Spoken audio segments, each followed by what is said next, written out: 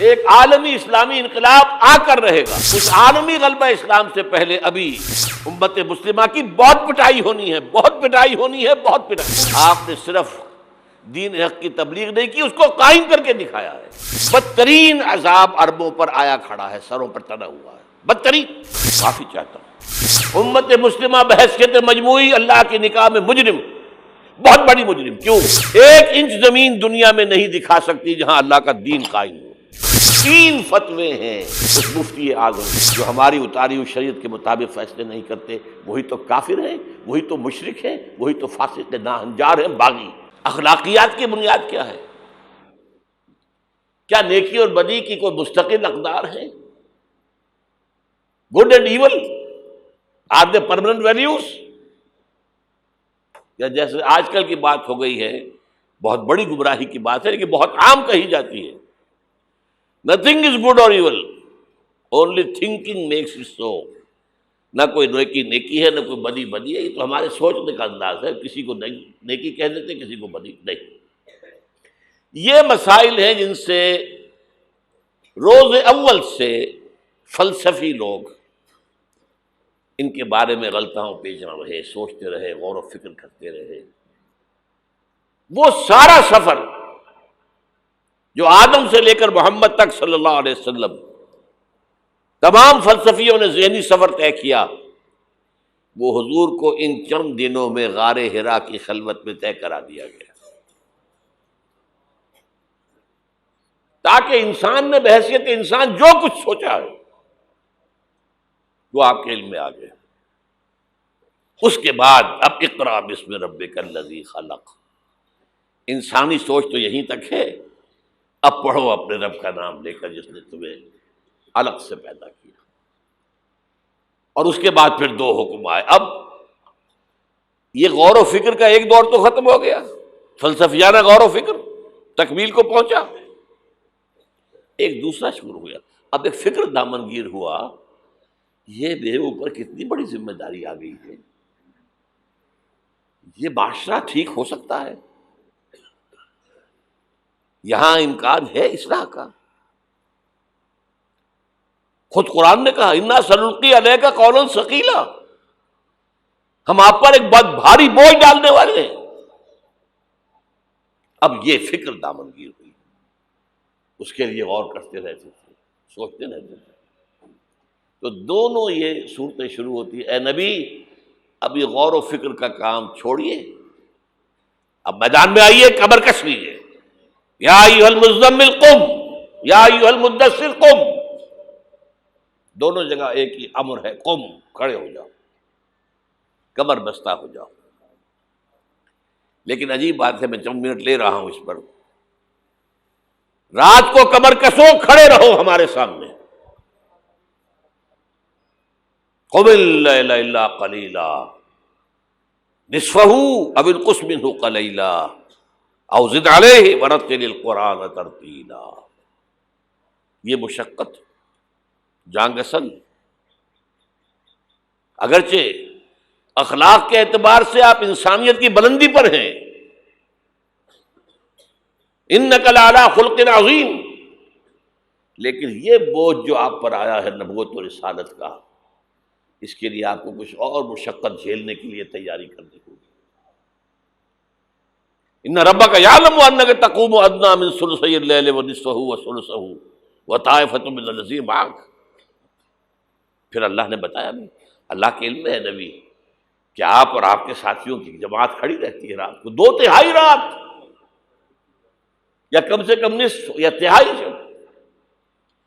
یہ تو تھی وہ روحانی ایکسرسائز اور ترقی جو حضور اور صحابہ کرام سے کرائی گئی ہے آئندہ کے مراحل کے لیے. میدان میں آؤ تو کیا کرنا ہے؟ یا ایھا المدثر قم. قم کیا کرنا ہے دن میں؟ انذر، خبردار کرو انہیں. یہ بڑے بھلاوے میں آ گئے ہیں، دنیا نے انہیں ہم سے غافل کر دیا ہے. دنیا کی محبت میں آ کر یہ آخرت سے غافل ہو چکے ہیں. انہیں خبردار کیجیے، زندگی یہی زندگی نہیں ہے. مرنے کے بعد اٹھائے جاؤ گے، پورا حساب کتاب ہوگا زندگی بھر کا اعمال کا، اور اس کے بعد جزا ہوگی یا سزا ہوگی۔ وَإِنَّهَا لَجَنَّةٌ أَبَدًا أَوْ لَنَارٌ أَبَدًا۔ یہ انذار ہے، خبردار کرنا ہے۔ تو حضور کے بالفعل جو آپ کا مشن ہے اس میں شروع میں انذار غالب ہے۔ وہ تو اب تک کچھ لوگوں نے تسلیم کیا، کچھ لوگ ایمان لائے، کچھ لوگ قریب آئے، کچھ تربیت میں سے گزر رہے، انہیں بشارت دیتے تھے نا، تمہارے لیے بشارت ہے، سلام علیکم۔ یہاں تک کہا گیا ہے نبی یہ جو ہمارے مومن بندے آپ کے پاس آتے ہیں، وَخْفِضْ جَنَاحَكَ لِلْمُؤْمِنِينَ، ذرا اپنے کندھوں کے ان کے سامنے جھکا کر رکھا کیجئے، ان پر شفقت کیجئے، ان سے محبت کے ساتھ پیش آئیے۔ یہ ہمارا تحفہ ہے آپ کے لیے، ہم نے انہیں چنا ہے آپ کے لیے، یہ آپ کے صحابی بنیں گے۔ انقلاب کے اندر یہی تو دست و بازو ہوں گے۔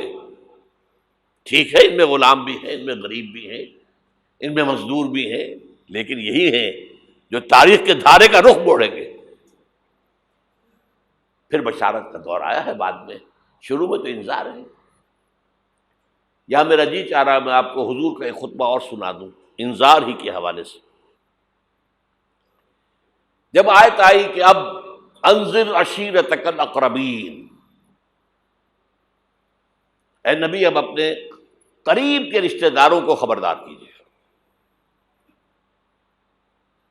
یہ جو مشن شروع ہوا حضور کا، یہ ہمارے آج کے واعظوں کے مانند نہیں ہے کہ دنیا بھر میں واعظ کہتے پھرتے گھر والوں کی خبر ہی نہیں، اولاد کدھر جا رہی ہے اس کے بارے میں فکر ہی نہیں۔ واعظ بہت بڑے ہیں، چیریٹی بگنز ایٹ ہوم، سب سے پہلے دعوت دیجیے اپنے گھر والوں کو اور اپنے رشتہ داروں کو۔ وانذر عشیرتک الاقربین، تو حضور نے حکم دیا حضرت علی کو رضی اللہ تعالی عنہ، علی ایک دعوت طعام کا بندوبست کرو اور سب بنی ہاشم کو بلا لو۔ بنو ہاشم میں زیادہ قریبی رشتہ دار، یہ آپ کو معلوم ہونا چاہیے کہ جیسے ہمارے ہاں ایک قبیلہ ہوتا وٹو قبیلہ، اب وٹو میں مانے کے، لالے کے، شامد کے یہ ہوتے ہیں نا، پھر ان میں خاندان ہوتے ہیں، کوئی شاہ محمد تھا اس کی اولاد جو ہے وہ شامد کے ہو گئی، لالا کوئی ہوگا لالے کے ہو گئے، مانے کے ہو گئے، لیکن ہے سب وٹو۔ اسی طرح مکے میں بسنے والے تھے سب قریش، کوئی جو ہے بنو ہاشم، کوئی بنو امیہ، کوئی بنو عدی، کوئی بنو تیم، لیکن سب کے سب کون تھے؟ قریش۔ اس میں جو گھرانہ تھا جس سے حضور تھے وہ بنو ہاشم تھے۔ تو اقربین کہا نا اپنے قریبی رشتہ داروں کو، کھانا کھلایا، اس کے بعد آپ کھڑے ہوئے۔ ابو لہب نے تاڑ لیا کہ ابھی ہمارے سامنے اپنی دعوت رکھیں گے، وہ تو چونکہ ایک دیوار بیچ کا پڑوسی تھا اور دشمن تھا، سگا چچا ہونے کے باوجود بدترین دشمن۔ اس نے شور مچایا، ہوٹنگ کی، اور کسی نے بات نہیں سنی، اور یہ کوشش ناکام ہو گئی۔ چند دن کا بیچا دے کر آپ نے صلی اللہ علیہ وسلم پھر کہا علی دوبارہ ذرا کھانے کا اہتمام کرو، پھر بلایا، پھر کھانا کھلایا۔ میں کہا کرتا ہوں کہ اب کچھ شرم آ گئی ہوگی کہ 2 دفعہ روٹی کھا لی ہے تو کم سے کم ان کی بات تو سن لو۔ یہ خطبہ جو دیا ہے حضور نے صلی اللہ علیہ وسلم، عظیم ترین خطبہ، جامع ترین خطبہ، لیکن مجھے عجیب ہے، یہ محسوس ہوتا ہے کہ ہمارے ہاں احادیث کی کتب میں میرے علم کی حد تک یہ موجود نہیں ہے۔ مجھے یہ خطبہ ملا ہے نہج البلاغہ سے، اہل تشیع کی جو اہم ترین کتاب سمجھ لیجیے، حضرت علی کے خطوط، خطبات، حضور کی حضرت علی کے اشعار بحیثیت خلیفہ جو آپ کے فرامین، یہ سب جمع کیے گئے ہیں نہج البلاغہ۔ اس میں یہ خطبہ، اس میں ایک چیپٹر ہے خطبات نبوی، اس میں یہ پہلا خطبہ ہے۔ ایک ایک لفظ جو ہے حکمت کا موتی ہے۔ آپ کھڑے ہوئے، ان الرائد لا یکذب اہلہ، دیکھو لوگوں، کسی قافلے کا رہنما کبھی اپنے قافلے والوں کو دھوکہ نہیں دیا کرتا۔ کیا بتایا کہ میں اس قافلہ انسانیت کا رہنما بنا کر بھیجا گیا. واللہ لو کذبت الناس جميعا ما کذبتکم ولو غررت الناس جميعا ما غررتکم. خدا کی قسم میں پوری دنیا سے جھوٹ بول سکتا بالفرض تو تم سے تو کبھی نہ بولتا. You are my kith and kin. اور اگر میں پوری دنیا کو دھوکہ دے سکتا بالفرض تو تمہیں تو کبھی نہ دیتا. یہ تمہید ہو گئی 3 جملے. چوتھے جملے میں ایمان باللہ ایمان بالرسول دونوں آ گئے. واللہ الذی لا الہ الا ہو انی لرسول اللہ الیکم خاصۃ والی الناس کافۃ. قسم ہے اس اللہ کی جس کے سوا کوئی الہ نہیں. توحید آ گئی. میں اللہ کا رسول ہوں تمہاری طرف خاص طور پر اور پوری دنیا کی طرف عام طور پر.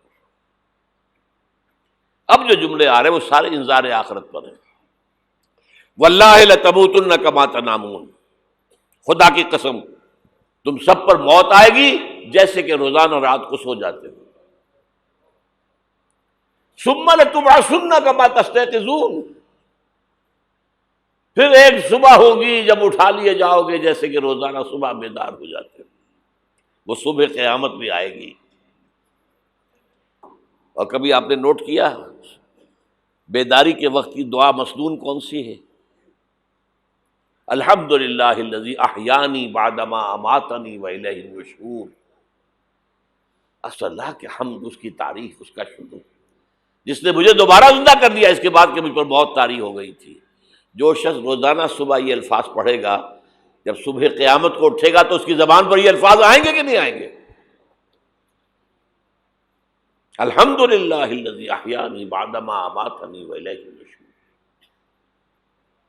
واللہ لتموتن کما تنامون ثم لتبعثن کما تستيقظون ثم لتحشرن بما تعملون. پھر حساب کتاب لیا جائے گا جو کچھ تم کر رہے ہو اس کا. ثم لتجزون، پھر لازماً جزا دی جائے گی. بالاحسان احسانا وبالسوء سوءا. اچھائی کا اچھا بدلہ، برائی کی بری سزا. وَإِنَّهَا لَجَنَّةٌ وَبَدَا أَوْ لَنَارٌ أَبَدًا. اور وہ کیا ہے؟ یا ہمیشہ ہمیش کے لیے جنت اور یا ہمیشہ ہمیش کے لیے آگ. اللہ اسے ہمیں بچائے. اب ذرا یہ چند منٹ آپ کے لیے میں نے، اس کے بعد میں آپ کو بتا رہا ہوں کہ میں خوشخبری لے کر آیا ہوں. آپ نے اگر کہیں بینر وغیرہ دیکھے ہوں گے تو اس میں موضوع میرا کیا ہے؟ بعثت محمدی علی صاحب الصلاۃ والسلام. ایک عالمی انقلاب، عالمی اسلامی انقلاب کا پیش خیمہ. خوشخبری یہ ہے ایک عالمی اسلامی انقلاب آ کر رہے گا. پوری دنیا پر اللہ کا دین غالب آ کر رہے گا. یہ خوشخبری ہے. اس خوشخبری کے لیے ایک تو قرآن مجید کے اندر احساسات کیا ہیں. قرآن مجید میں نے آپ کو آیات میں نے بتائی، 2 باتیں واضح کرتا ہے. هو الذی ارسل رسولہ بالہدی ودین الحق لیظہرہ علی الدین کلہ. یہ 3 دفعہ الفاظ آئے ہیں قرآن میں. سورہ توبہ، سورہ فتح، سورہ صف. ایک شوشے کا فرق نہیں ہے. اور کسی رسول کے لیے یہ الفاظ نہیں آئے. یہ نوٹ کر لیجیے. میں شاید 2 سال پہلے یہاں آیا تھا تو میں نے تکمیل نبوت اور رسالت پر بات کی تھی. حضور پر نبوت صرف ختم نہیں ہوئی ہے، مکمل ہوئی ہے. اور آپ کی فضیلت کی بنیاد یہ ہے کہ مکمل ہوئی ہے. محض ختم نبوت میں فضیلت کا پہلو کون سا ہے؟ ایک چیز پہلے تھی اب نہیں ہے، فضیلت کا ایک ہے. سوچ رہے ہیں؟ کامل ہوئی نبوت، کامل ہوئی رسالت. یہ تکمیل نبوت و رسالت، یہ اساس ہے فضیلت محمدی کی صلی اللہ علیہ وسلم. نبوت کا کمال کیا ہے؟ ہدایت کامل ہو گئی قرآن میں، اسی لیے اس کی حفاظت کا ذمہ اللہ نے لیا. تورات کا تو نہیں لیا. حالانکہ قرآن کہتا ہے انا انزلنا التوراۃ فیہا ھدی و نور، تورات بھی ہم نے نازل کی تھی، اس میں ہدایت بھی تھی، نور بھی تھا۔ ابھی ہدایت کامل نہیں تھی، ابھی انٹرم پیریڈ کے لیے ہدایات تھیں، دی 10 کمانڈمنٹس، یہ مشہور ہے لفظ ہدایات۔ نمبر 2، دین حق غالب ہوا، کامل ہوا۔ الیوم اکملت لکم دینکم واتممت علیکم نعمتی ورضیت لکم الاسلام دینا۔ تکمیل ہدایت قرآن میں، تکلیم نظام حق دین حق میں، تکمیل رسالت آپ نے صرف دین حق کی تبلیغ نہیں کی، اس کو قائم کر کے دکھایا ہے۔ اور تکمیل رسالت آپ پہلے اور آخری رسول ہیں اللہ کے، جو پوری نوع انسانی کے لیے بھیجے گئے۔ پہلے ہر رسول اپنی قوم کی طرف آتا تھا، وَإِلَىٰ عَادٍ أَخَاهُمْ هُودًا وَإِلَىٰ ثَمُودَ أَخَاهُمْ صَالِحًا وَإِلَىٰ مَدْيَنَ أَخَاهُمْ شُعَيْبًا إِنَّا أَرْسَلْنَا نُوحًا إِلَىٰ قَوْمِهِ۔ حضرت مسیح بھی رسولاً إِلَىٰ بنی اسرائیل، پوری نوع انسانی کے لیے نہیں آئے تھے۔ واحد اللہ کے رسول پہلے اور آخری وہ محمد ہیں صلی اللہ علیہ وسلم، جو پوری نوع انسانی کے لیے بھیجے گئے۔ اس کے لیے میں نے آپ کو یہ 5 مقامات پر آیا قرآن میں، الفاظ مختلف ہیں۔ وہ تینوں ایک جگہ پر ایک ہی الفاظ میں آئے ہیں، تین جگہ پر، یہ ذرا مختلف ہے۔ وَمَا أَرْسَلْنَاكَ إِلَّا كَافَّةً لِلنَّاسِ بَشِيرًا وَنَذِيرًا، ہم نے نہیں بھیجا ہے نبی آپ کو مگر تمام انسانوں کے لیے بشیر اور نذیر بنا کر۔ وَمَا أَرْسَلْنَاكَ إِلَّا رَحْمَةً لِلْعَالَمِينَ، اور نہیں بھیجا ہے آپ کو مگر تمام جہانوں کے لیے رحمت بنا کر۔ اور اے نبی کہہ دو یا ایھا الناس انی رسول اللہ الیکم جمیعا، میں تم سب کی طرف اللہ کا رسول بن کر آیا ہوں۔ وہ میں نے خطبہ سنایا، اس کے اندر بھی موجود ہے، پہلے دن سے موجود ہے، پہلے دن سے حضور پر بات واضح تھی۔ یہ آیتوں تو بعد میں نازل ہوئی ہے۔ واللہ الذی لا الہ الا ھو انی لرسول اللہ الیکم خاصۃ وإلی الناس کافۃ۔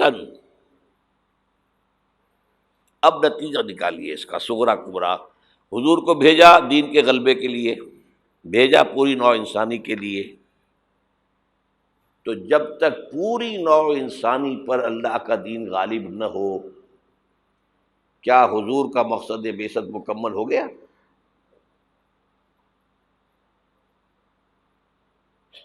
جزیرہ نما عرب پر اللہ کا دین غالب ہو گیا، عربوں کی حد تک دین کی تبلیغ مکمل ہو گئی۔ اگر تو آپ صرف عربوں کے لیے آئے ہوتے تو آپ کا کام پورا ہو گیا تھا۔ آپ آئے پوری نوع انسانی کے لیے، پوری دنیا کے لیے۔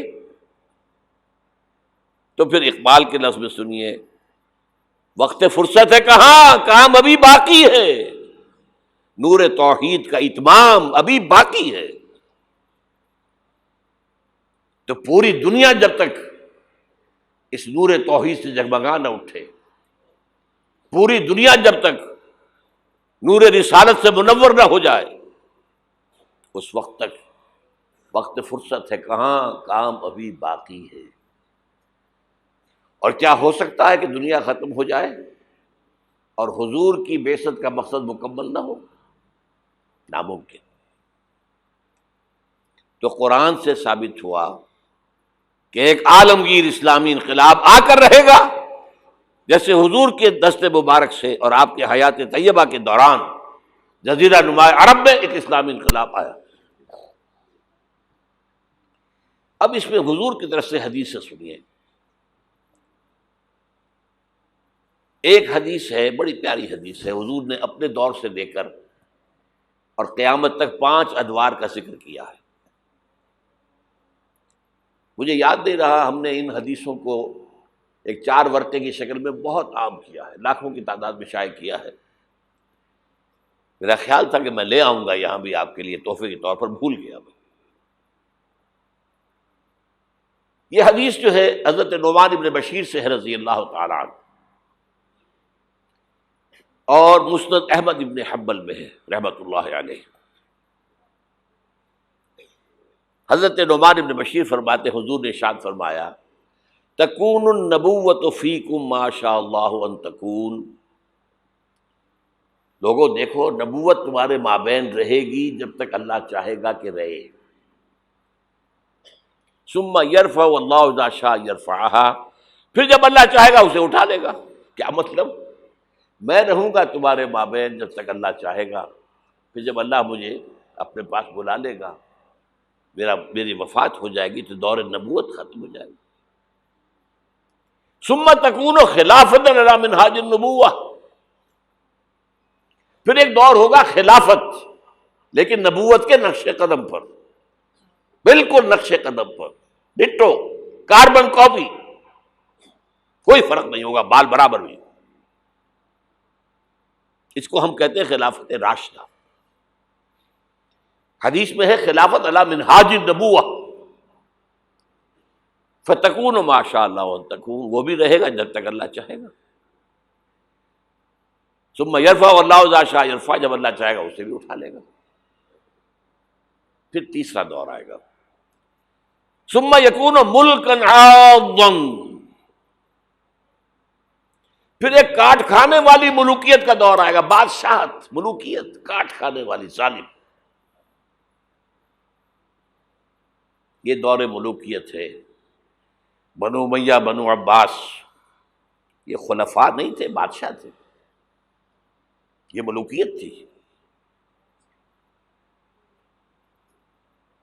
واقعہ کربلا کب ہوا؟ انہی کے دور میں ہوا نا۔ واقعہ ہررا کب ہوا؟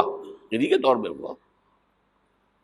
3 دن تک مدینے کو مباح کر دیا گیا فوجیوں پر، لوٹو جس کو چاہو، ریپ کرو جسے چاہو، مدینہ۔ یہ ہماری تاریخ کے واقعات ہیں۔ پھر سینکڑوں تابعین کو شہید کیا حجاج بن یوسف نے۔ یہ ہماری تاریخ ہے کہ نہیں؟ حضور خبر دے رہے ہیں، ملکن عاظم، کاٹنے والی، کٹکھنی ملوکیت کا دور آئے گا۔ فرمایا یہ بھی رہے گا جب تک اللہ چاہے گا، پھر اللہ جب چاہے گا یہ دور بھی ختم ہو جائے گا۔ ثم تکون ملکن جبریا، پھر ایک اور بادشاہت ہوگی جس میں غلامی ہوگی۔ کیا مطلب؟ یہ پہلی ملوکیت مسلمانوں کی تو تھی، کلمہ گو تو تھے، جھوٹے تھے یا سچے تھے، کلمہ گو تو تھے، اچھا برے بھی تھے تو اچھے بھی تھے، بہت اچھے اچھے لوگ بھی پیدا ہوئے۔ بادشاہوں میں بھی جو مثالیں مسلمان بادشاہوں کی ہیں، اچھے لوگوں کی، آپ کو دنیا میں نہیں ملیں گی۔ لیکن اس کے بعد کون سا دور آیا؟ ہماری اب ملکہ کون تھی؟ ملکہ وکٹوریہ۔ اب یہ ملوکیت جمع غلامی، کہیں پر برطانیہ، کہیں پر فرانس، کہیں پر اٹلی، کہیں پر اسپین، پورا عالم اسلام، کولونیلزم جسے آپ کہتے ہیں، یورپی استعمار جسے آپ کہتے ہیں، ملکن جبرین۔ لیکن جو خوشخبری ہے وہ کیا ہے؟ ثم تکون خلافۃ علی منہاج النبوہ، پھر اس کے بعد دور آئے گا خلافت علی منہاج النبوت کا۔ یہ خوشخبری ہے۔ آج تاریخ کا قافلہ کہاں کھڑا ہے نوٹ کر لیجئے۔ وہ ملکن جبرین براہ راست ختم ہو چکی ہے۔ انگریز گیا، فرانسیسی گئے، ولندیزی گئے، ڈچ گئے، اسپینیئرز گئے، اطالوی گئے، سب گئے۔ عالم اسلام آزاد ہو گیا نا۔ لیکن بائی پراکسی انہی کی حکومت جاری ہے، ابھی انہی کے ذہنی غلام، انہی کے تہذیبی شاگرد، انہی کے غلام، انہی کے ایجنٹ آج پورے عالم اسلام پر حکمران۔ صرف یہ کہ پہلے وہ براہ راست حکومت کر رہے تھے، اب بائی پراکسی کر رہے ہیں۔ اپنے دور میں تعلیم دے کر ایسے لوگ پیدا کر گئے جن کی چمڑیاں تو کالی رہ گئیں، اندر سے یورپین ہو گئے.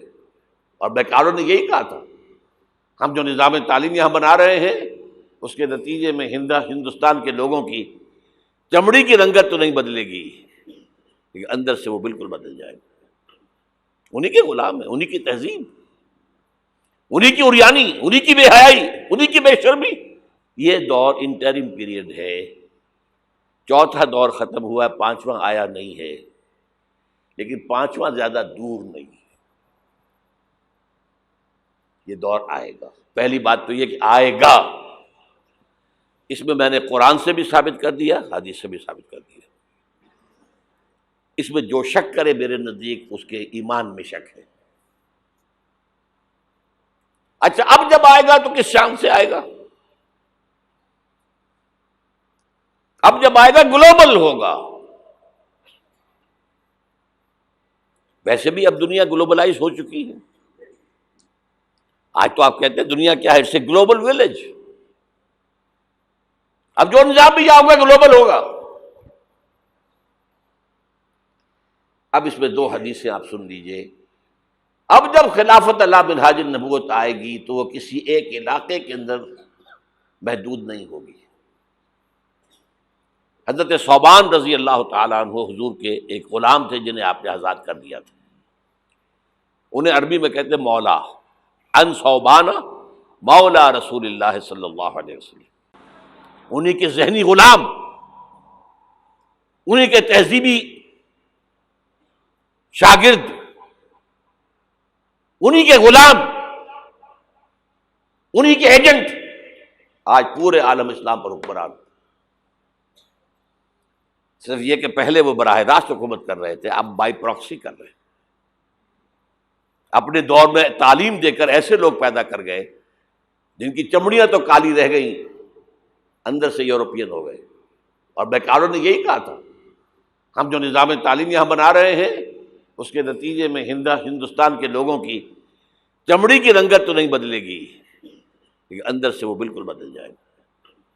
انہی کے غلام ہیں، انہی کی تہذیب، انہی کی عریانی، انہی کی بے حیائی، انہی کی بے شرمی.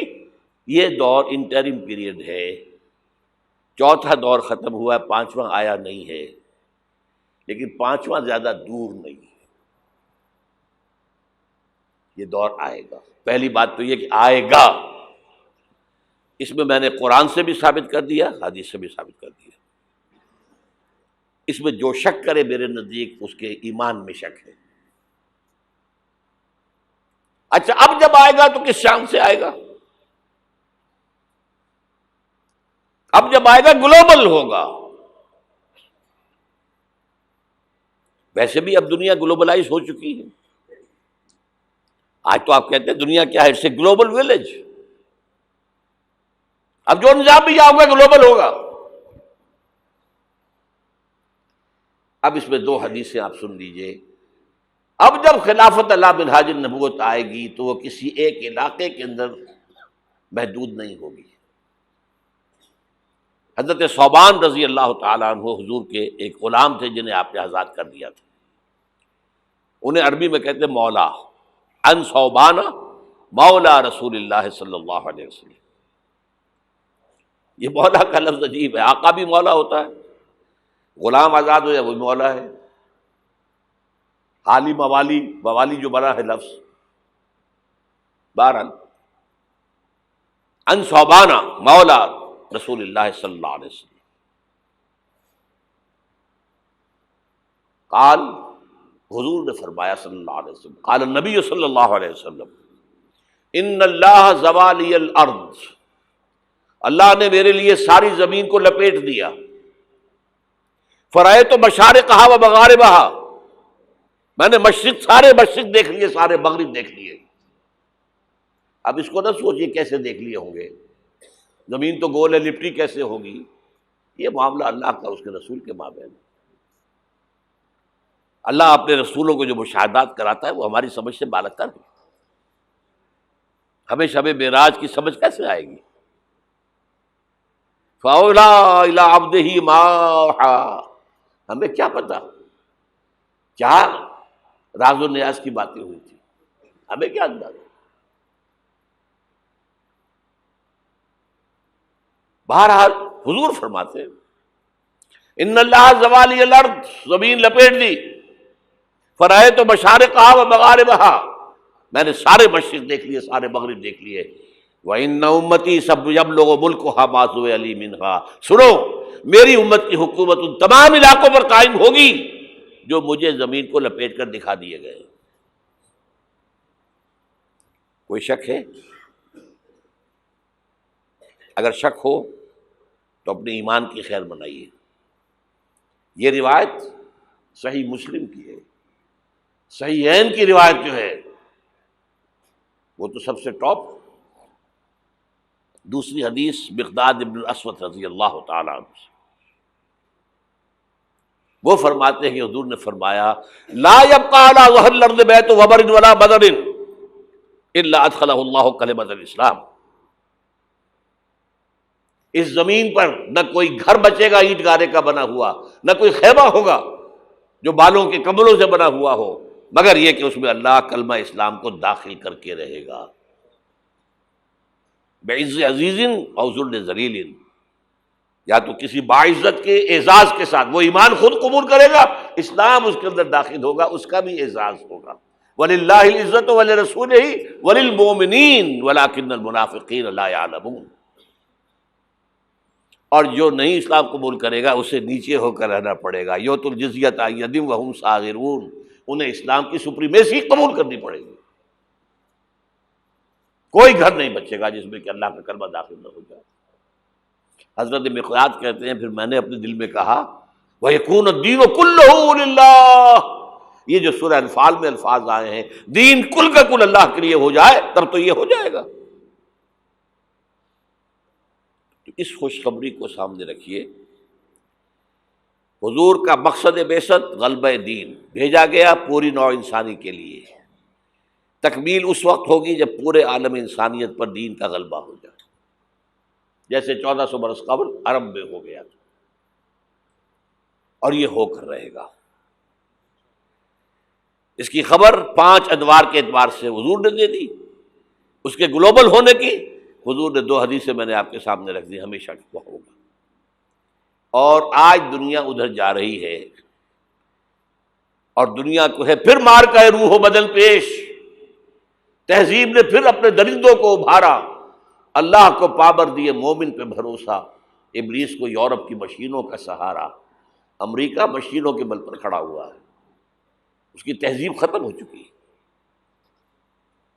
وہ جو اقبال نے 100 سال پہلے کہا تھا، دیار مغرب کے رہنے والوں خدا کی بستی دکان نہیں ہے، کھرا جسے تم سمجھ رہے ہو وہ اب ذرے کم عیار ہوگا، تمہاری تہذیب اپنے خنجر سے آپ ہی خودکشی کرے گی، جو شاخ نازک پہ آشیانہ بنے گا ناپائیدار ہوگا۔ اور آج کیا ہوا ہے وہاں؟ صدر امریکہ فرماتا ہے، کلنٹن، جو اس کا آخری state of the union address تھا آخری، القریب امریکی قوم کی اکثریت حرام زادوں پر مشتمل ہوگی۔ اس کے الفاظ کیا ہیں؟ Born without any wedlock, کوئی شادی کا بندھن نہیں ہے ماں باپ میں اور بچے پیدا ہو رہے ہیں۔ ان کو آپ کیا کہتے ہیں؟ حرامی۔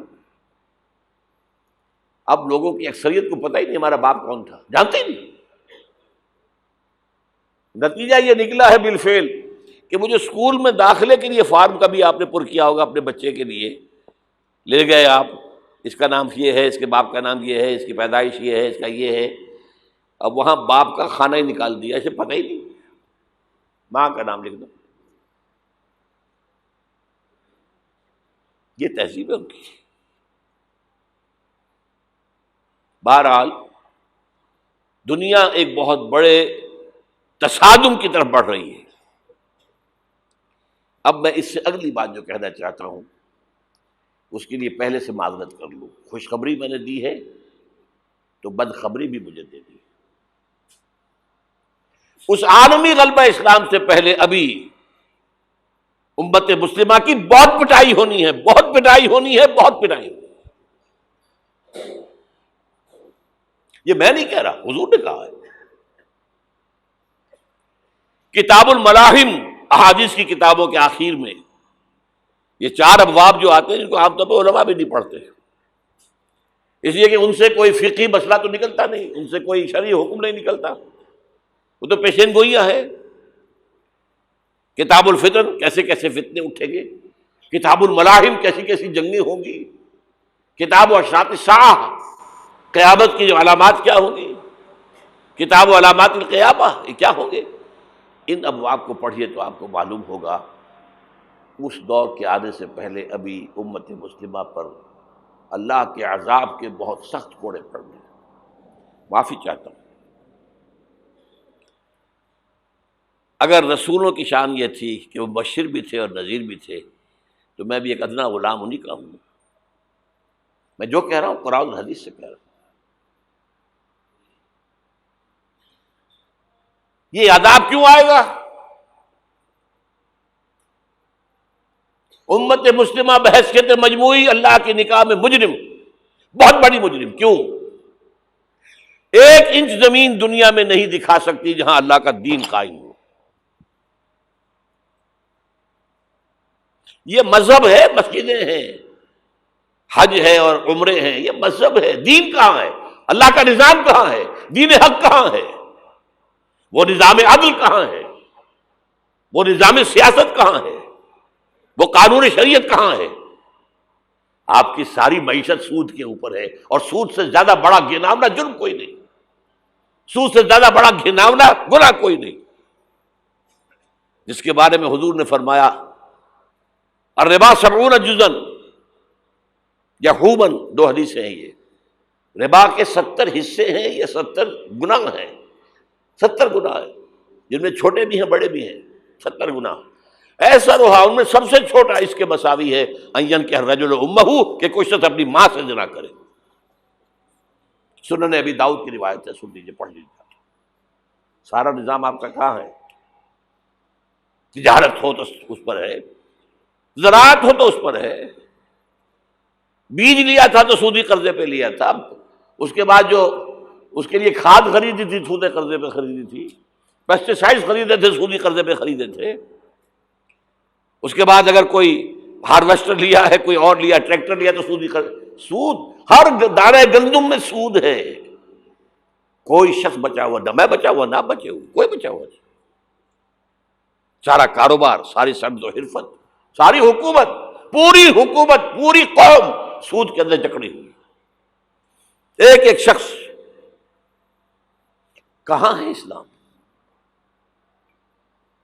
آپ میری بات سمجھ لیجئے، اسلام کے 2 حصے کر لیجئے، اسلام بطور مذہب، اسلام بطور دین۔ اور یہ تو آپ قرآن پڑھتے ہیں، پورے قرآن میں مذہب کا لفظ تو آیا ہی نہیں ہے۔ حدیث کے ذخیرے میں بھی میری امکان، میرے معلومات کی حد تک کہیں نہیں ہے۔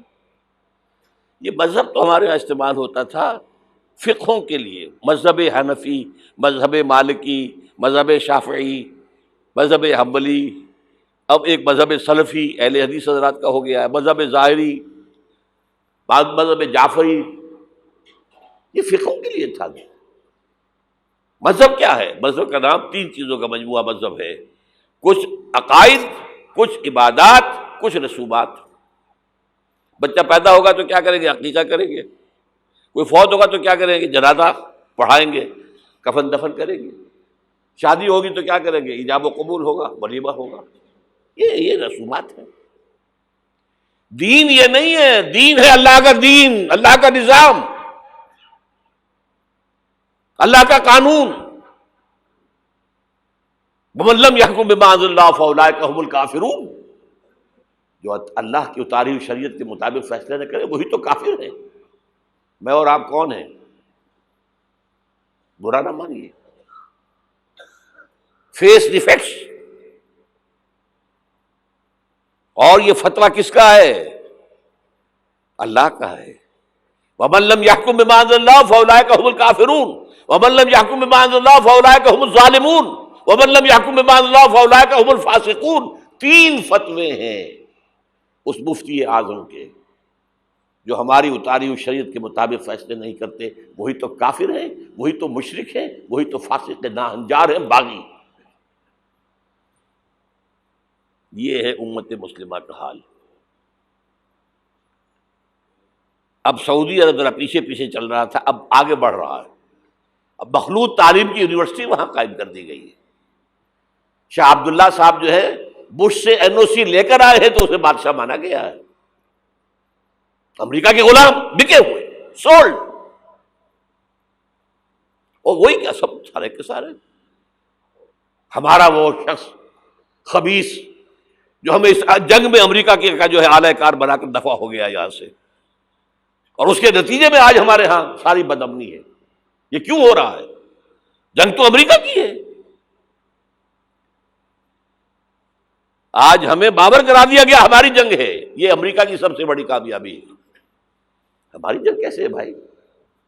یہ جنگ 2001 میں شروع ہوئی تھی، سب سے پہلے حملہ افغانستان میں کیا گیا تھا، ہم سے مدد مانگی تھی کہ ہماری مدد نہیں کرو گے تو ہمارے دشمن ہو۔ تو جنگ ان کی تھی کہ ہماری تھی؟ ہماری جنگ ہوتی تو ہم مدد مانگتے کسی سے۔ نہ کوئی جرم ثابت تھا اسامہ کا، نہ کوئی جرم ثابت تھا طالبان کا۔ جرم ایک ہی ہوا تھا کہ کچھ شریعت محمدی نمایاں ہو رہی تھی، اس کی برکات کا ظہور ہو رہا تھا۔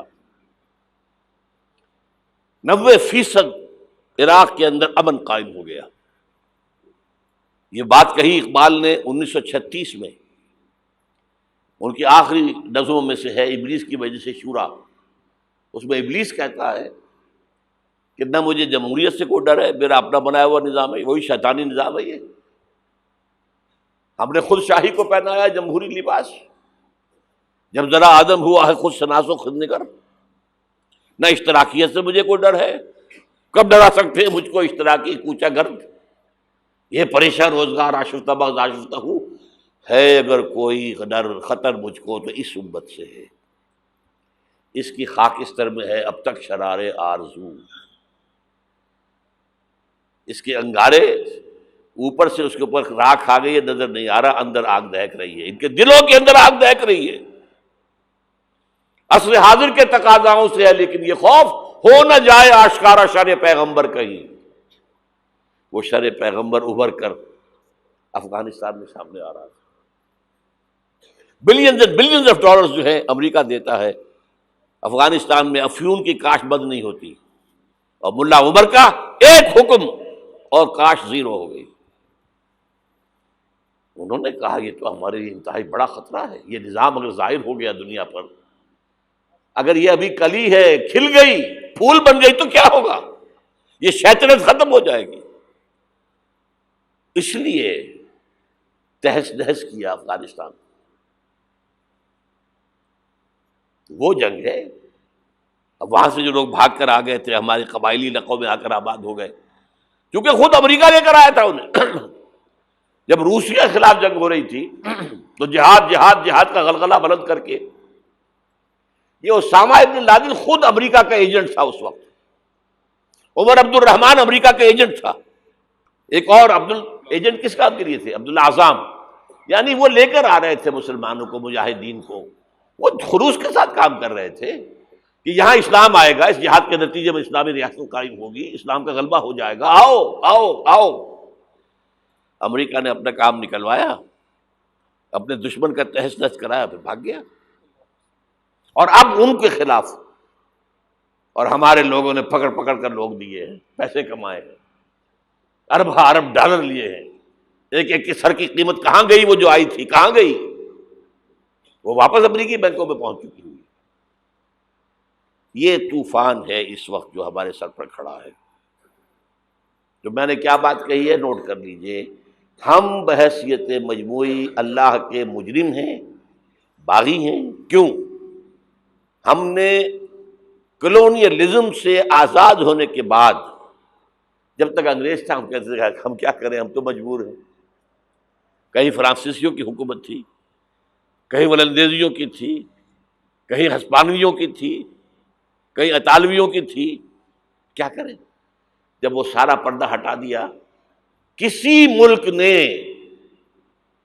قرآن کو اپنا امام نہیں بنایا، اللہ کی طرف رخ نہیں کیا، کسی نے رخ کیا ماسکو کی طرف، جمال عبد الناصر ہو یا وہ جو شام کا ہوتا تھا حافظ الاسد، ان کا کدھر تھا قبلہ؟ ماسکو، اور یا باقی سب کا واشنگٹن۔ ہم مجرم ہیں۔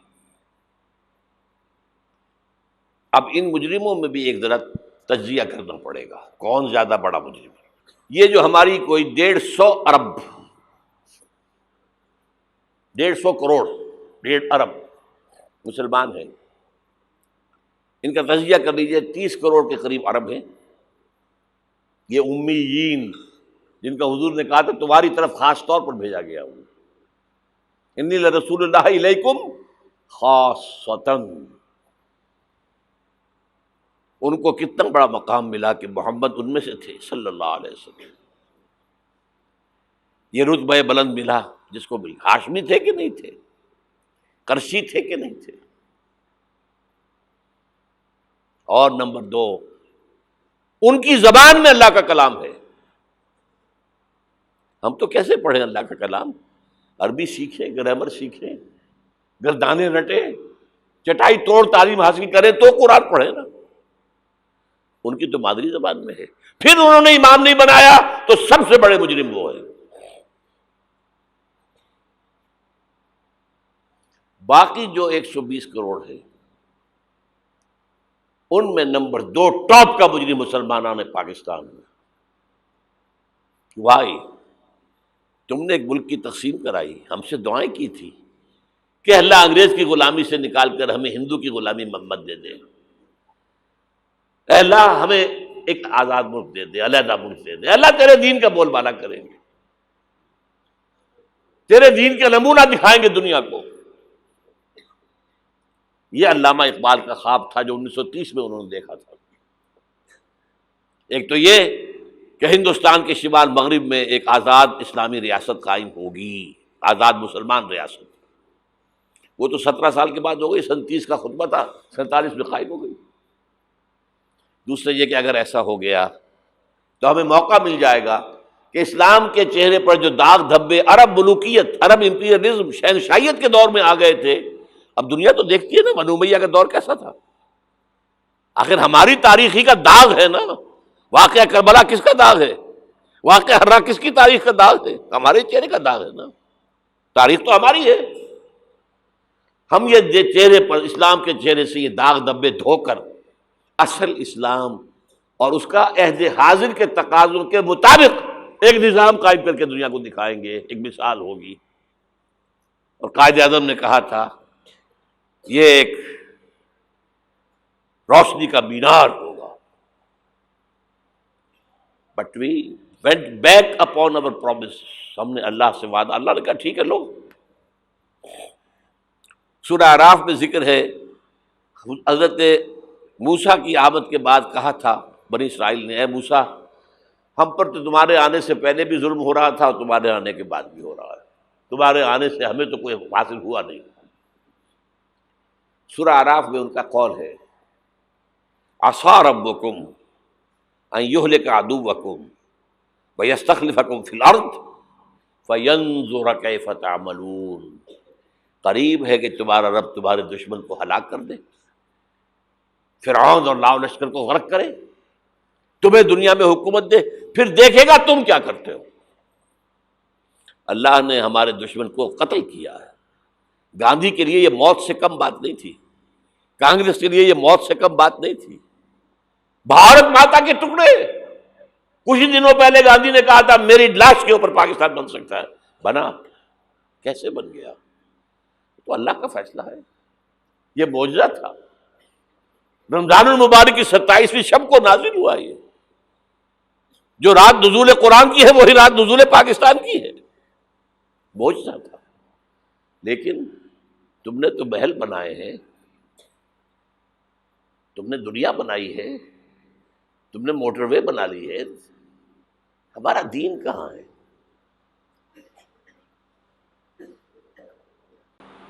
ہمارا دین کہاں ہے؟ نمبر 2 مجرم ہم ہیں، باقی نمبر 3 پہ جائیں گے۔ اب نوٹ کر لیجئے، یہ کتابیں اگر آپ پڑھنا چاہیں تو کتاب الملاحم میں پڑھیے، بدترین عذاب عربوں پر آیا کھڑا ہے، سروں پر تنا ہوا ہے، بدترین ایسی جنگ ہونی ہے الملحمۃ العظمیٰ، جس کو کہ میں بھی آپ کے گواہی پیش کر دوں گا، جسے کہا گیا دی لاسٹ کروسیڈ۔ بش نے بھی کروسیڈ کا لفظ بول دیا تھا، پھر واپس لیا اس نے۔ نکل جاتی ہے جس کے منہ سے سچی بات مستی میں، فقیہ مصلحت بین سے وہ رندے بادہ خار اچھا، کروسیڈ کہہ کر پھر واپس لیا۔ یہ کروسیڈ، اس کے اوپر جس قدر نقصان ہونا ہے عربوں کا، گریٹر اسرائیل بنے گا، یہ عراق، شام، اردن، سعودی عرب کا کچھ شمالی علاقہ، ترکی کا جنوبی علاقہ، مصر کا صحرائے سینا، اور اس کے ساتھ ہی جو بہترین اس کا زرخیز ترین علاقہ ڈیلٹا آف نائل، یہ سب یہودیوں کے قبضے میں جائیں گے۔ اس کو حدیث میں کہا گیا الملحمۃ العظمیٰ۔ عیسائی 80 علم لے کر اے مسلمانوں تم پر حملہ آور ہوں گے، اور ہر علم کے نیچے 12,000 فوج ہوگی، 9.5 لاکھ فوج۔ یہ نیٹو کی تیاری کس کے لیے ہو رہی ہے؟ جب یو ایس ایس آر کا خاتمہ ہوا تو پوچھا گیا تھا نیٹو چیف سے، اب کس لیے؟ تمہارا وہ دشمن تو ختم ہو گیا، اب ہمیں اسلامک فنڈامنٹلزم سے نمٹنا ہے۔ وہ جانتے ہیں خطرہ یہی ہے، اب اسلام ابھر سکتا ہے، مسلمانوں کے سینوں کے اندر وہ آگ ہے، اوپر خاکستر آ گیا ہے، تم کو اٹھانا بیٹھنا، یہ اندر تو انگارہ ہے، اوپر سے راکھ ہے، اس سے دھوکہ نہ کھا جانا ان کے دلوں کے اندر۔ اور بش نے کہا تھا مسلمان چاہتے ہیں کہ ہسپانیہ سے لے کر انڈونیشیا تک نظام خلافت قائم کریں، اور میں حیران ہوا تھا کہ اس کمبخت کو ہسپانیہ کا خیال کیسے آ گیا؟ ہمیں تو کبھی آتا ہی نہیں، اب ہم تو بھول گئے، وہ تو 500 برس پرانی بات ہے، جبکہ وہاں سے ہمیں نکال دیا گیا تھا۔ اگرچہ اقبال نے کہا تھا ہے ارض فلسطین پہ یہودی کا اگر حق، ہسپانیہ پر حق نہیں کیوں اہل عرب کا؟ ہسپانیہ میں تو 800 سال حکومت کی مسلمانوں نے، اور ابھی 500 برس سے گزرے ہیں نا۔ یہودی تو ارض مقدس سے 2000 سال نکالے گئے، انہیں لا کے آباد کیا گیا، عربوں کے سینے میں خنجر بھونک دیا گیا۔ وہ چھوٹا سا ملک جو چاہتا کرتا، کوئی پوچھنے والا نہیں۔ امریکہ جیسے اپنے بیٹے کی حفاظت کرے ویسے کرتا اس کی۔ اور حضور نے فرمایا ہے وہ جنگ جب ہوگی تو ایک باپ کے اگر 100 بیٹے ہوں گے تو 99 ختم ہو جائیں گے، ایک بچے گا۔ یہ حدیث ہے، حدیث ہے صحیح۔ اور آپ نے فرمایا ویل للعرب من شر قد اقترب، عربوں کے لیے ہلاکت ہے، عربوں کے لیے بربادی ہے اس شر سے جو قریب آ چکی ہے۔ اور آج جس طرح انہوں نے ان کی تہذیب کو اختیار کر لیا ہے، دبئی جا کر دیکھیے، بدترین مغربی معاشرہ جو ہے وہ دبئی کے اندر ہم نے قائم کر کے دکھا دیا۔ اب سعودی عرب اس راستے پر بڑھ رہا ہے۔ اور اس کے بعد نمبر 2 پر جو ہے ہم پاکستانی ہیں، لیکن میں اس کے وہ پہلی بات جو کہہ رہا ہوں وہ تو یقینی ہے، اس میں تو احادیث صحیحہ موجود ہے۔ اگرچہ اس کے بعد پانسا پلٹے گا، پھر حضرت مہدی کا ظہور ہوگا، حضرت عیسیٰ کا نزول ہوگا، اور وہ گریٹر اسرائیل گریٹر گریو یارڈ بنے گا یہودیوں کا، ایک ایک یہودی قتل ہوگا اور دفن ہوگا۔ یہ بات میں ہونا ہے، میں پہلی بات بات کر رہا ہوں۔ وہ پانسا پلٹے گا جب پلٹے گا، ابھی جو سامنے ہے وہ کیا ہے؟ جس ملحمۃ العظمیٰ کہا حضور نے، جسے آرمگیڈون کہتے ہیں عیسائی۔ آرمگیڈون کی اگر کہیں جا کر آپ دیکھیں گے، آپ ڈکشنری میں مانی تو کیا لکھا ہے؟ A very big war which will be fought between the forces of evil and good before the end of this world.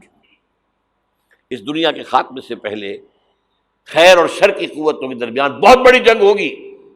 ارمجدون اسے کہتے ہیں عربی میں، اور آرمگیڈون اسے کہتے ہیں انگریزی کے اندر۔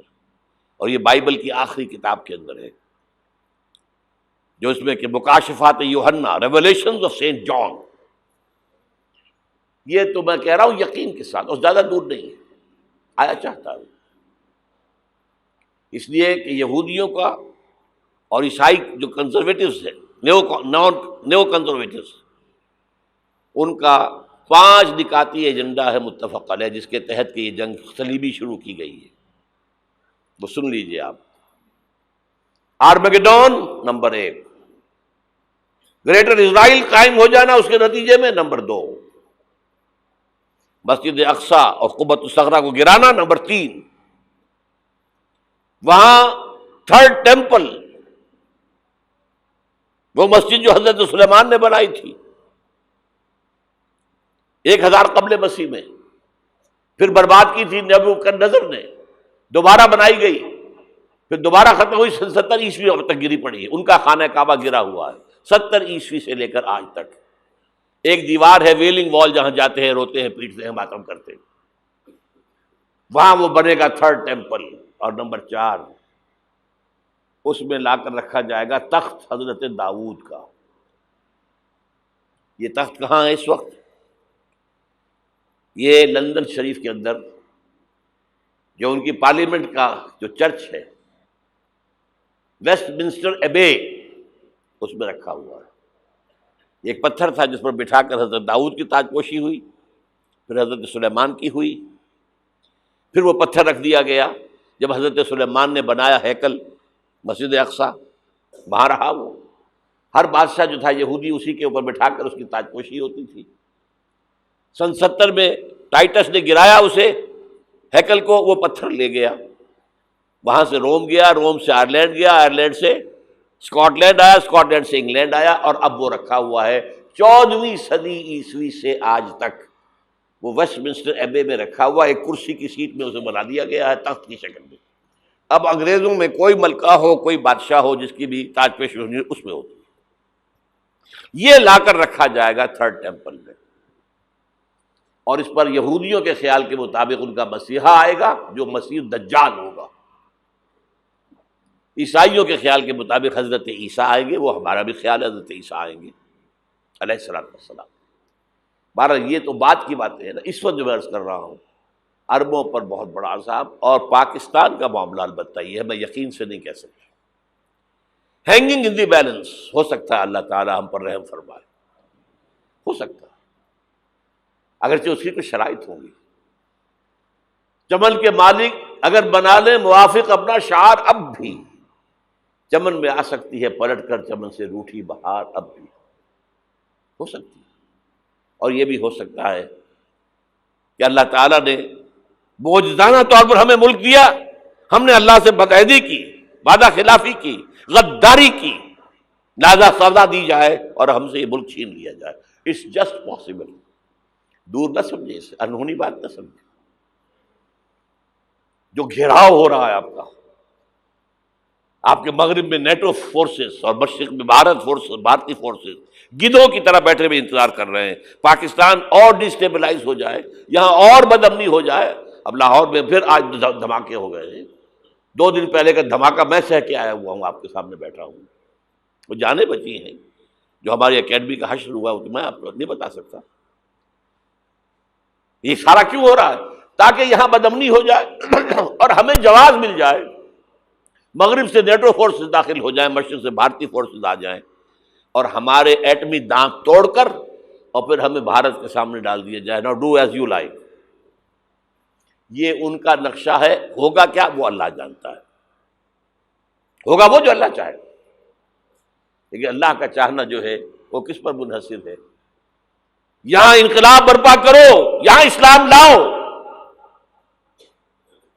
اگر دھندوں میں لگے رہو گے تو وہ خود بخود نہیں آ جائے گا انقلاب. صحابہ نے جانیں دی تھی، کتنی تکلیفیں اٹھائی تھی. 12 برس تک مکی دور کے اندر با نشہ درویشی در ساز و دمادم زن، جو پختہ شبی خدرا بر سلطنت جم زن. یوم طائف یاد ہے جو حضرت عائشہ فرماتی ہیں کہ میں نے پوچھا تھا حضور سے کہ یوم احد سے زیادہ سختی بھی آپ پر کبھی آئی؟ یوم احد پر کیا ہوا تھا؟ تلوار کا وار پڑا تھا آپ کے چہرہ مبارک، یہ جو رخسار کی ہڈی ہے اس کے اندر وار گیا ہے، اوپر خود کی 2 کڑیاں تھیں وہ اس میں گھس گئیں، 2 دندان مبارک شہید ہوئے۔ وہ خود کی کڑیاں ایک صحابی نے اپنے دانتوں سے پکڑ کے کھینچنے کی کوشش کی، دانت نکل گئے، وہ نہیں نکلی، کیا جتن کر کے نکالی گئی ہوگی تو خون کا فوارہ آیا، اتنا خون گیا ہے کہ آپ بے ہوش ہو گئے، گر گئے، اور مشہور یہ ہو گیا کہ آپ کا انتقال ہو گیا، شہادت ہو گئی۔ یہ سیرت کبھی پڑھی ہے؟ حضرت عائشہ کے ہوش کا تو یہی دور تھا نا، یوم طائف میں جو آپ کی کیا تھی، بچی تھی، انہیں کیا پتا کیا ہو رہا ہے حضور کے ساتھ۔ 3 دن تک حضور مکے کی گلیاں اور وہاں کے اوباش لوگ پتھراؤ کر رہے گئے تھے اس امید میں کہ شاید وہاں کا کوئی سردار ایمان لے آئے، تو یہاں تو ابو طالب بھی فوت ہو گئے، یہی دنیاوی سہارا تھا، خاندانی سہارا تھا ابو طالب کے ذریعے، اور گھر میں ایک دلجوئی کرنے والی رفیقہ حیات تھی، وہ بھی، ان کا بھی انتقال ہو گیا۔ آپ نے کہا یہ عام الحزن ہے، اب تو سب کو طے ہو گیا قریش کو کہ اب جیسے قتل کر دو ان کو، اسی لیے آپ گئے طائف، شاید وہاں کا کوئی بڑا سردار مانے، ایمان لے آئے مجھ پر، تو میں اپنا مرکز ادھر شفٹ کر دوں۔ تینوں سے ملے ہیں، تینوں نے وہ جواب دیے، نکل جاؤ یہاں سے، میں تمہارے ساتھ بات بھی کرنے کو تیار نہیں ہوں۔ اچھا، تمہارے سوا کوئی نہیں ملا تھا اللہ کو نبی بنا کر بھیجنے کے لیے؟ دیکھو جاؤ، میں بات نہیں کرنا چاہتا، ہو سکتا ہے میں بے عزتی کر بیٹھوں، واقعی تم اللہ کے نبی ہو تو میں مارا جاؤں گا، جاؤ جاؤ جاؤ۔ یہ سلوک محبت کے ساتھ ہوا۔ اور پھر چھوکروں کو، اسٹریٹ ارچنز جنہیں آپ کہتے ہیں، اشارہ کیا تھا، خبر لو ان کی، پتھراؤ ہو رہا ہے، ساتھ کوئی ہے ہی نہیں، ایک آدمی صرف، زید ابن حارثہ۔ اب سامنے سے پتھر آ رہے ہیں تو حضرت زید آگے آ جاتے ہیں، ڈھال بنتے ہیں، مجھے لگے پتھر حضور کو لگے، آپ پیچھے سے آ رہے ہیں، چاروں طرف سے تو ڈھال نہیں بن سکتا ایک شخص، جسم لہو لہان، خون جا کر جوتیوں میں جم گیا ہے، جوتی اتر نہیں رہی۔ پھر وہاں سے واپسی پر جو دعا مانگی ہے، اللہم الیک اشکو ضعف قوتی وقلت حیلتی وہوانی علی الناس، اے اللہ تیری جناب میں فریاد لے کر آیا ہوں اپنی قوت کی کمی کا، اپنے وسائل کی کمی کا، اور جو ذلت و خواری ہو رہی ہے لوگوں کے سامنے، الا ملتقننی، مجھے کس کے حوالے کر دیا ہے، الا بعیدی یتجہمنی، یہ میرے اوپر ہجوم کر کے آ جائے، حملہ کرے، اور عدو من لگتا امرے، یہ دشمن کے حوالے میرا معاملہ کیا، جو چاہے کر دے وہ۔ لیکن پھر عبدیت غالب آتی ہے، ان لم یکن علی غضبک فلا ابالی، اللہ اگر تو ناراض نہیں ہے تو مجھے کوئی پرواہ نہیں، سر تقسیم خم ہے جو مزاج یار میں آئے، مجھے اندیشہ یہ ہے کہ تو ناراض تو نہیں ہو گیا۔ یہ تکلیفیں جھیلی ہے، سینکڑوں صحابہ نے جانوں کا نذرانہ پیش کیا ہے، احزاب کی جنگ میں فاقوں پر فاقے ہو رہے تھے، اور ان فاقوں کی حالت میں خندق کھودنے کا حکم ملا ہے، لوگوں کی کمریں دوہری ہو رہی ہیں، پتھر باندھے ہیں اپنے پیٹوں سے، اپنی چادروں کے ساتھ کس کر، کمر دوہری نہ ہو جائے۔ اور جب صحابہ کدالیں چلا رہے ہیں تو کیا کہہ رہے ہیں، نحن الذین بایعوا محمدا علی الجہاد ما بقینا ابدا، اللہم لا عیش الا عیش الاخرہ۔ صحابہ کہتے تھے ہم وہ لوگ ہیں جنہوں نے محمد سے بیعت کی ہے کہ جہاد کرتے رہیں گے جب تک جان میں جان نکل جائے تو بات اور، جان ہے، چاہے ابھی بھوک سے کمر دوہری ہوئی جا رہی، جان تو ہے۔ اور ایک دفعہ کہتے تھے اللہم لا عیش الا عیش الاخرہ، اللہ عیش، زندگی تو آخرت کی زندگی ہے۔ اور حضور فرماتے تھے، حضور کے بیٹھے ہوئے نہیں تھے گاؤں تکیہ لگا کر، پتھر اٹھا اٹھا کر خندق میں سے لے جا کر باہر پھینک رہے تھے۔ جب صحابہ کہتے ہیں اللہم لا عیش الا عیش الآخرہ، حضور فرما رہے ہیں فاغفر الانصار والمہاجرہ، اے اللہ ان انصار اور مہاجرین کی مغفرت فرما دے۔ پھر حضور کی خدمت میں کچھ لوگ آئے، حضور اب یہ فاقہ ناقابل برداشت ہو گیا، دیکھیے ہم نے یہ پتھر باندھے ہوئے اپنی پیٹوں کے ساتھ۔ حضور نے کرتا اٹھا کر دکھایا، وہاں 2 پتھر باندھے ہوئے۔ یہ ہے سیرت النبی۔ آپ کس چیز کو سیرت النبی سمجھتے ہیں؟ بہرحال اس موضوع پر میری ایک کتاب ہے منہج انقلاب نبوی، کہ انقلاب کیسے آیا تھا۔ اگر دل میں ذرا بھی آرزو پیدا ہو گئی ہو کہ اللہ قبول کر لے مجھے بھی، مجھے قبول کر لے اس کام کے لیے، تو وہ کتاب آپ کے لیے مسٹ ہوگی، اس کا پڑھنا۔ وہ جو ہمارے مکتبے نے شائع کی ہوئی ہے اچھے سفید کاغذ پر، وہ تو 200 روپے کی ہے، لیکن ہمارے تنظیم کے طرف سے تاکہ کم استطاعت والے لوگ بھی استفادہ کر سکیں، وہ 70 روپے کی قیمت، اور شاید وہ 50 ہی میں آپ کو مل جائے، وہ یہاں مل جائے گی۔ باہر پڑھیے خدا کے لیے، وہ سیرت اس میں آپ کو ملے گی، سیرت ان جلوسوں میں نہیں ہے، سیرت ان درود کی محفلوں میں نہیں ہے، سیرت ان نعتوں کے اندر نہیں ہے۔ کہاں ہے؟ کسی نے یہ واقعات آپ کو بتائے؟ تو منہج انقلاب نبوی، پھر 5 چھوٹی کتابوں کا ایک سیٹ میں آپ کے لیے بنا کر لے کر آیا ہوں۔ وہ بہت تھوڑی تعداد میں آج جمعے کے اندر بک گیا ہے، اکثر حصہ بہت تھوڑی تعداد میں رہ گیا۔ حب رسول کے تقاضے کیا ہیں، سوچا کبھی؟ ہمارے حضور سے تعلق کی بنیادیں کیا ہیں، سوچا کبھی؟ رسول کامل 12 تقریریں میری ہیں جو پاکستان ٹیلی ویژن پر ہوئی تھی 1981 میں، ربیع الاول کے 12 دنوں میں ایک تقریر روز۔ یہ کتابیں باہر، اور آج کے دور میں خاص طور پر جہاد جہاد جہاد کسے کہتے ہیں؟ جہاد کی حقیقت کیا ہے؟ حقیقت جہاد، اور یہ جو انقلاب کا پروسیس ہے اس کا اختصار کے ساتھ رسول انقلاب کا طریقہ انقلاب کیا تھا، یہ 5 کتابوں کا ایک سیٹ جو ہے وہ 150 روپے کا باہر مل جائے گا۔ آپ لینا چاہیں پڑھیں، سنیں، سمجھیں۔ جو کچھ ہم حضور سے محبت کے جو اظہار کر رہے ہیں، جس طریقے سے کر رہے ہیں، اس سے ہمارا تعلق ثابت ہو رہا ہے حضور سے۔ اب میں یہاں آپ کو اختصار سے بیان کرتا ہوں حضور کا طریق انقلاب کیا تھا، اختصار کے ساتھ۔ تفصیل سے ان کتابوں میں دیکھیے۔ نمبر 1، دعوت ایمان بذریعہ قرآن، یتلو علیہم آیاتہ۔ آج جمعے میں نے اسی آیت پر تقریر کی ہے، تلاوت آیات، قرآن پڑھ کے سناؤ، قرآن پڑھ کے سناؤ، قرآن پڑھ کے سناؤ۔ اس قرآن کے ذریعے سے دلوں میں ایمان پیدا ہوگا، یقین والا ایمان۔ دیکھیے، برا نہ مانے، مغالطے میں نہ رہیے، میرے اور آپ کے دلوں میں ایمان نہیں ہے، عقیدہ ہے، عقیدہ ہے، والدین سے ملا ہے۔ یقین والا ایمان کہاں ہے؟ اپنے گریبان میں جھانکیے، اللہ آپ کو توفیق دے۔ کیا مجھے واقعی یقین ہے کہ مجھے مرنے کے بعد جی اٹھنا ہے؟ کیا مجھے یہ واقعی یقین ہے کہ اصل زندگی آخرت کی زندگی ہے؟ کیا مجھے واقعی یقین ہے کہ قرآن اللہ کا کلام ہے؟ ٹٹولیے اپنے دلوں کو۔ اگر یقین ہوتا کہ اللہ کا کلام ہے تو آپ اس کو سمجھنے کے لیے عربی بھی نہ سیکھ سکتے؟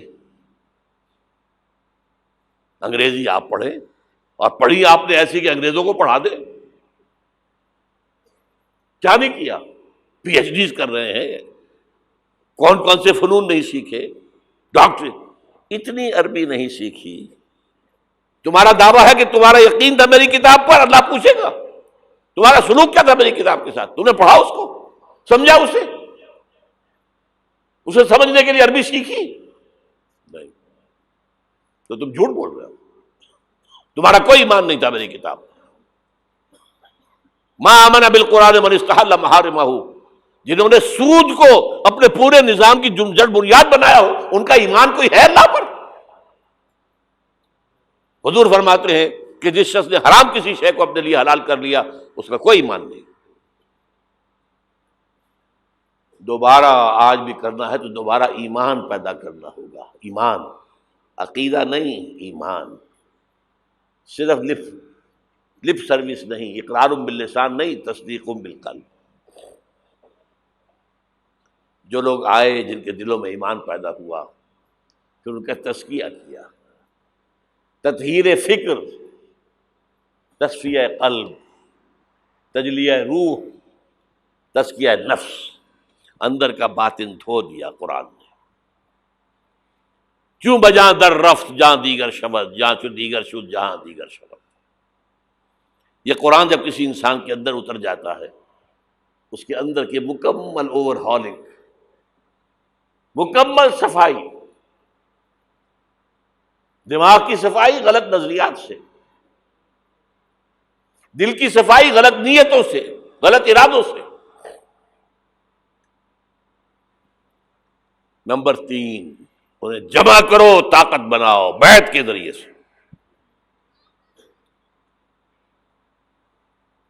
حضرت عبادہ ابن ثابت فرماتے ہیں بایعنا رسول اللہ صلی اللہ علیہ وسلم، متفق علیہ روایت ہے، مسلم شریف بخاری شریف دونوں کی، ہم نے بیعت کی تھی اللہ کے رسول سے، علی السمع والطاعت، جو حکم دیں گے مانیں گے، اطاعت کریں گے، فی العسر والیسر، چاہے آسانی ہو چاہے مشکل ہو، فی البشر منشد والمکر، چاہے طبیعتیں آمادہ ہوں چاہے اپنی طبیعتوں پر جبر کرنا پڑے،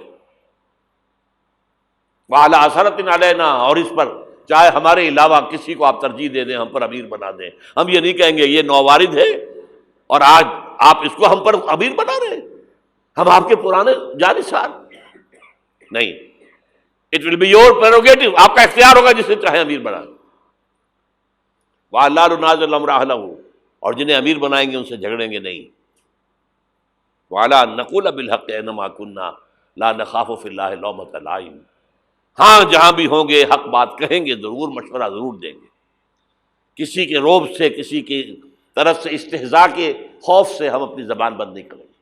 یہ بیعت تھی جو حضور نے صحابہ سے لی، اور یہ متفق علیہ روایت ہے۔ آج رونے کا مقام نہیں ہے، کوئی مذہبی جماعت اس بنیاد پر قائم نہیں ہے سوائے تنظیم اسلامی کی۔ اتنی لمبی حدیث،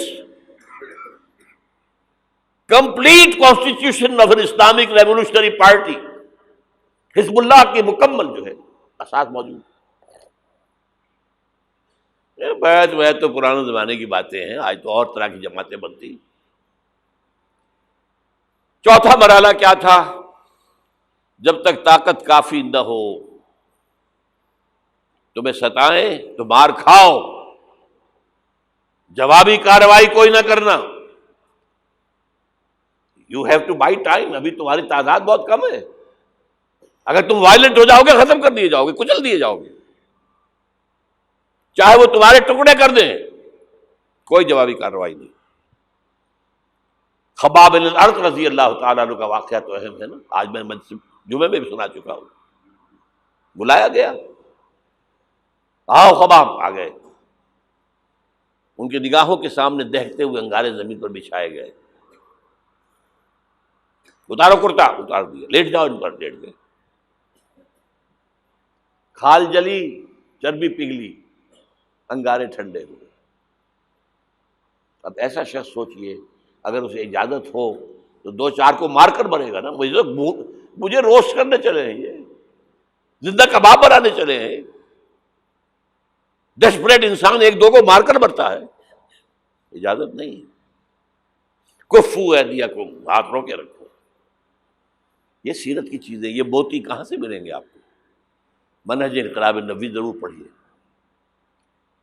اعلیٰ ایڈیشن لیجئے، اللہ ہمت دے، سفید کاغذ مضبوط، یہ چھپا ہوا ہے اس پر، نیوز پیپر پر سستا ہے، بہرحال وہ پڑھیں، علم تو ملے گا نا۔ البتہ جب تیار ہو گئے، تعداد کافی ہو گئی، تزکیہ ہو چکا ہے، دل میں کوئی آرزو نہیں ہے سوائے اللہ کی رضا اور آخرت کی فلاح کے، شہادت ہے مقصود و مطلوب مومن، نہ مال غنیمت نہ کشور کشائی۔ تب اب آخری مرحلہ شروع، جنگ۔ با نشہ درویشی در ساز و دمادم زن، 12 سال مکے میں درویشی، دعوت، نصیحت، تبلیغ، وعظ۔ کوئی پاگل کہہ گیا ٹھیک ہے سن لیا، کسی نے گالی دی جواب میں دعائیں دی، کسی نے پتھراؤ کیا جواب میں پھول پیش کیے۔ یہ درویشی درویشی درویشی درویشی۔ مدینے میں آنے کے بعد صرف 6 مہینے آپ نے لیے ہیں، 3 کام کیے: مسجد نبوی کی تعمیر، مہاجر اور انصار بھائی بھائی مواخات، اور نمبر 3 یہودی 3 قبیلے تھے انہیں جکڑ لیا ایک معاہدے کے اندر میثاق مدینہ۔ اس کے بعد آپ نے چھاپہ مار دستے بھیجنے شروع کر دیے۔ جنگ حضور نے شروع کی ہے، قریش نے نہیں کی ہے۔ یہ ہم مغربی پروپیگنڈے کے لیے کہتے رہے کہ نہیں ہم نے تو دفاعی جنگ لڑی تھی، حضور نے تو دفاعی نہیں تھی۔ حضور کا تو فرض تھا دین کو نافذ کرنا، قائم کرنا۔ اور باطل نظام کے سردار تو بیٹھے ہیں مکے کے اندر۔ فقاتلوا اولیاء الکفر، یہ جو اولیاء ہے ائمۃ الکفر، قاتلوا ائمۃ الکفر، یہ سب کچھ تھا۔ بہرحال اس کے بعد جنگ شروع ہوئی ہے تو اوپر اپ اینڈ ڈاؤن کچھ ہوئے ہیں۔ بدر میں اللہ نے بہت بڑی فتح دی، یوم الفرقان۔ احد میں ڈسپلن کی تھوڑی سی کمزوری ہوئی تو اللہ نے سزا دی، معاف نہیں کیا، کنڈون نہیں کیا۔ فتح ہو گئی تھی، اللہ کا وعدہ پورا ہو گیا تھا۔ 50 تیر انداز جہاں کھڑے کیے تھے حضور نے، یہاں سے ہرگز نہ ہلنا، چاہے تم دیکھو کہ ہم سب قتل ہو گئے اور پرندے ہمارا گوشت نوچ نوچ کر کھا رہے، تب بھی یہاں سے نہیں ہلنا۔ لیکن وہاں کیا ہو گیا ڈفرنس آف اوپینین کہ وہ تو حضور نے شکست کی صورت میں کہا تھا نا، یہ تو فتح ہو گئی ہے۔ لیکن جو لوکل کمانڈر تھے وہ کہتے رہے مت ہلو مت ہلو مت ہلو، چھوڑ کر چلے گئے۔ 50 میں سے 35 چلے گئے، 15 رہ گئے۔ وہ خالد بن ولید کی وہ قابی آنکھ نے دیکھ لیا وہ مورچہ خالی ہے، شکست ہو چکی تھی۔ لیکن پھر کوہ احد کا چکر لگا کر آ کر جو پیچھے سے حملہ کیا ہے، 70 صحابہ شہید ہوئے۔ اللہ تعالیٰ نبیوں سے بھی اور آپ کے نبیوں کے ساتھیوں سے بھی وہ معاملہ یہ کرتا ہے کہ پہلے خوب ٹھوک بجا کر دیکھتا ہے پکا ہے کہ نہیں۔ ایک دم نصرت نہیں آتی۔ یوم طائف کے بعد حضور کے لیے ذاتی طور پر نصرت آ گئی، کلائمیکس ہو چکا تھا، میں دعا میں آپ کو سنا چکا ہوں۔ پھر یہ ہوا ہے کہ جب آپ نکلے ہجرت کے لیے تو گھر کا اگرچہ محاصرہ تھا لیکن کوئی دیکھ ہی نہیں سکا، غار ثور میں چھپے ہوئے ہیں تو عین اس غار کے دہانے پر پہنچ گئے، لیکن یہ وہاں کچھ کبوتری نے انڈے دے دیے اور کچھ جو ہے جالا بنا ہوا، تو ابو جہل نے کہا تمہارا دماغ خراب ہے، اس غار کے اندر کون ہو سکتا ہے؟ اللہ نے بتایا، سراقہ آیا ہے پکڑنے کے لیے، اس کے گھوڑے کے پاؤں جو ہے وہ دھسے کئی دفعہ ریت کے اندر۔ پھر اللہ نے حضور کو اور غزوہ احد، غزوہ احزاب کے بعد امت کے لیے یہ کہہ دیا گیا وبشر المؤمنین واخری تحبونها نصر من اللہ وفتح قریب۔ اب تمہارا کلائمیکس جو تھا آزمائش کا وہ پورا ہو گیا۔ اب اللہ کی طرف سے خوشخبری سنا دو ہے محمد ان کو صلی اللہ علیہ وسلم، اب فتح قریب ہے۔ صلح حدیبیہ فتح ہوئی کو فتح قرار دیا، غزوہ خیبر میں اتنی بڑی جو ہے فتح ہوئی، پھر سن 8 میں مکہ فتح ہو گیا۔ جاء الحق وزهق الباطل ان الباطل کان زہوقا۔ یہ راستہ اختیار کرنا ہوگا۔ اگر تو حضور کے پروانوں میں نام لکھوانا ہے، پروانے کا کام تو جل جانا ہے نا، شمع کی گرد،